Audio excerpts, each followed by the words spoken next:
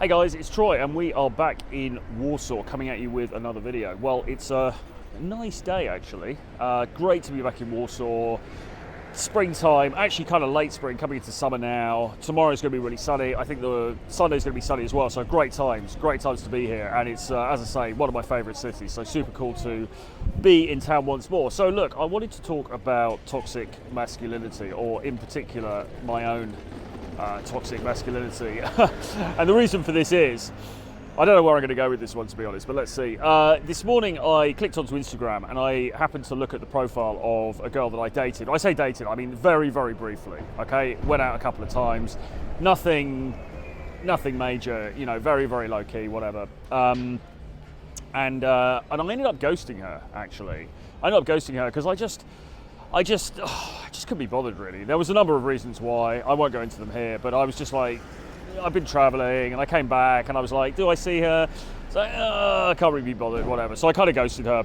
And then she messaged me and she was like, well, she messaged me a few times and then she was like, oh, why did you ghost me? And I was like, oh, sorry, you know, blah, blah, blah, whatever. And that was kind of it. And it was sort of amicable, whatever. Anyway, I happened upon her profile today and I saw a post that she'd done recently where she was with her new boyfriend, and it was one of those sort of carousel type posts where there was different pictures, a few different pictures of them together and blah blah blah, and they were all looking very happy and stuff. And it made me kind of like, jealous is perhaps the wrong word, but it was sort of like there's this weird indignation that I get, and I'm sure other men watching this recognize, and maybe some of the women as well, I don't know, where it's kind of like, what are you doing?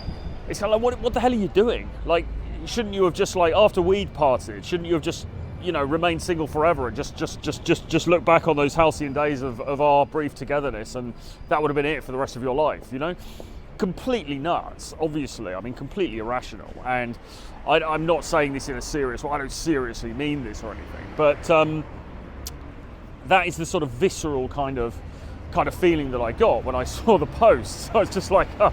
and then I was thinking, like, Jesus Christ. I was thinking, like, how toxic am I? How sort of, it's not even really toxic masculinity, is it? It's this weird egoism, I suppose, that I have. And as I say, I know other people have this as well, where they kind of think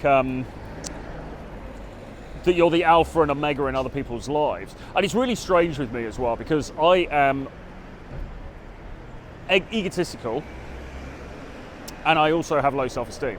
Now, the low self-esteem actually is probably less of a thing for me these days, because I've, you know, worked on myself a lot and become incredibly arrogant and all the rest of it. So that's less of a thing for me now, but it's still kind of there a bit. You know, there's this low self-esteem element, but on top of that, there's this incredible egoism where I sort of feel like the world revolves around me, and where I sort of feel like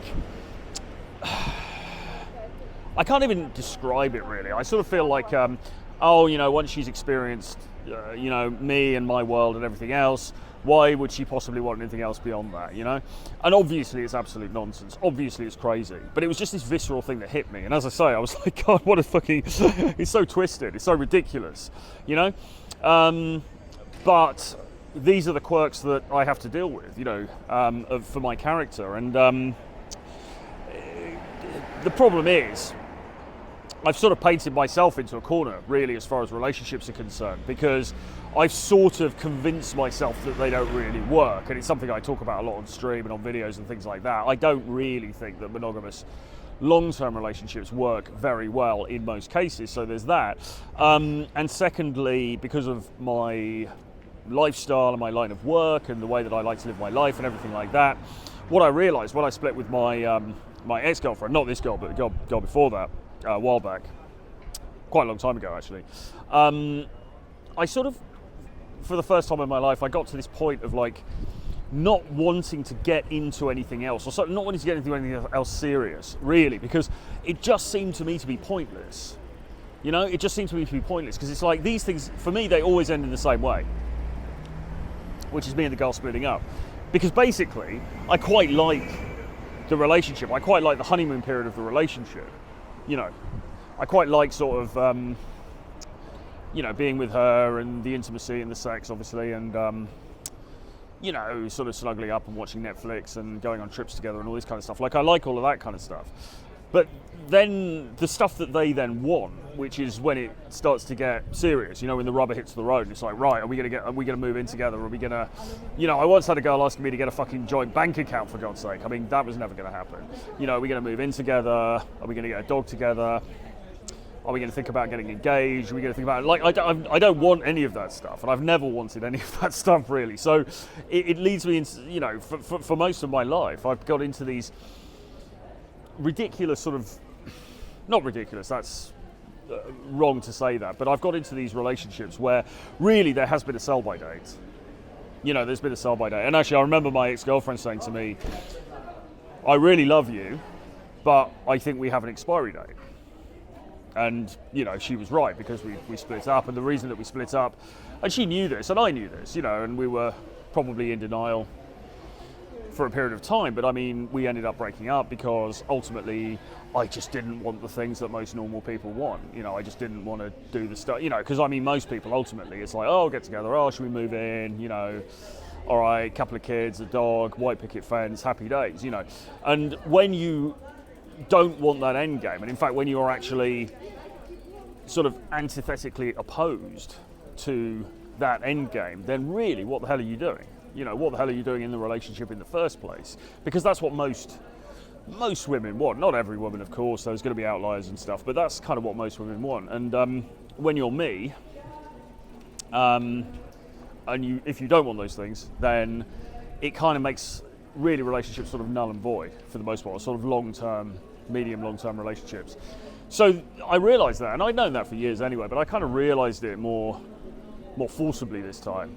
And so I've pretty much eschewed it now for like a couple of years. I haven't really done anything. I've dated people, I've seen people for a bit, but nothing's got really to any point of seriousness, and I've actually been much more guarded around that stuff before, coupled with the fact that I've also slowed down somewhat, as I've expressed on videos and things before. I've sort of slowed down somewhat in terms of,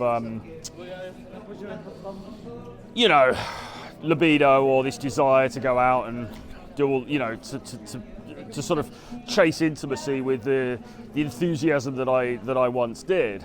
And I've got more involved with my work and different things. So I'm sort of in this kind of limbo where I'm no longer really seeking a relationship. I also don't really think relationships work, because I've got a somewhat black-pilled view of that, if you want to put it like that. So then where does that leave me? Well, it doesn't really. It leaves me as the sovereign individual, as the sovereign bachelor, if you like, that I guess I always wanted to be, which is a guy who is able to do his own thing. I don't really have responsibilities. I can travel, I can go where I want, when I want. I don't really have to answer to anybody. I have that freedom, but at what cost, And so maybe that's why when I see pictures of people who I've dated, and, there was an opportunity with that girl to have taken things further. I mean, we could still have been seeing one another. We could have been going on, she wanted to go on a holiday together and all this kind of stuff. I just pushed back on it. I was just like, no, I can't be bothered. Stop seeing her, We could have carried on, and it could have been great. It could have been a lot of fun for a while. But where would it have led to? It would have led ultimately back to that same place, because either, this is the problem with relationships, it's pretty, heterosexual relationships in the West for the most part, it's pretty binary, isn't it? You either move forward and make something of it, and we all know what the conventional steps that entails are, or you don't, and you split up. And usually, well, all the time, in every relationship I've ever been in, it's ended up being the latter. So that's a little bit of a report from the front line. I'm an egotistical, self-obsessed maniac who is unable to engage in normal human relationships. Bit of a bummer, really. But on the plus side, it does mean I get a lot of free time, and I kind of get to do what I want. And as I said, that was really always the end game that I had in mind. So there it is. Anyway, with all that being said, maybe you resonate with some of this stuff, or maybe you don't and you think I'm a complete jerk. Either way, stick a comment below, let me know what you think. Hit subscribe to the channel if you haven't already.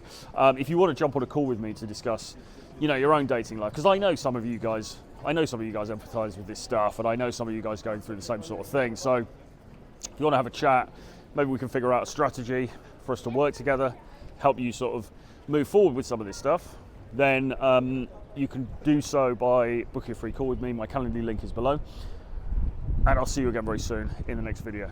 Bye-bye.